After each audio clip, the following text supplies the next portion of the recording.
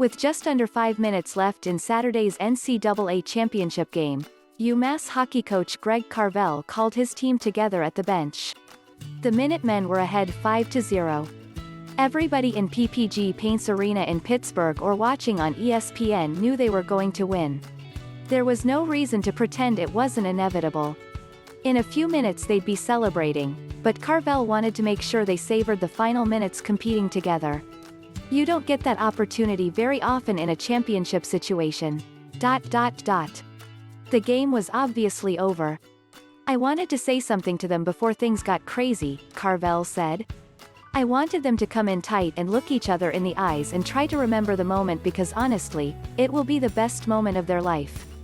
I just wanted them to hear that from me and hear my gratitude for all they've done. Saturday's game will be remembered like an epilogue. Thursday's come from behind 3-2 overtime win over Minnesota Duluth had all the drama.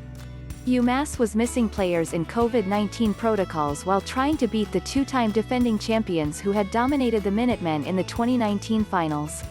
Once the Minutemen had exorcised their Minnesota Duluth demons, beating St. Cloud State felt like a foregone conclusion. The 5-0 victory bore that out perfectly.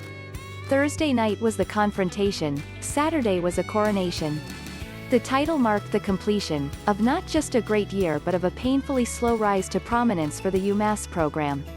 When the school added Division I hockey for the 1993-94 season, 14 years after shuttering their Division II program, many in the sport believed UMass had all the resources in place to become a powerhouse quickly. But in the decades that followed, only a sprinkling of success backed up those predictions, while 18 seasons of finishing 8th or worse in Hockey East seemed to refute the idea altogether.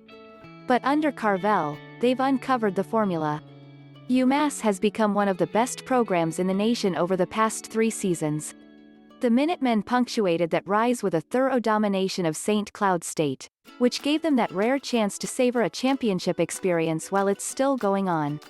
There was a lot to see and reflect on as they looked around in those final minutes. The Minutemen looked up and saw a heavily pro-UMass crowd of nearly 4,000 fans chanting and celebrating in the seats. It included many of their parents and siblings, who they hadn't seen since August. If they glanced a little higher they could look at the row of banners honoring all the previous champions and know that a new UMass 2021 edition will join the ranks at the 2022 Frozen Four at TD Garden in Boston and every year that followed. Bobby Trivigno looked around and just relished being on the ice. 2 years ago, he was suspended for a hit ruled too high and had to sit out UMass 3-0 championship defeat.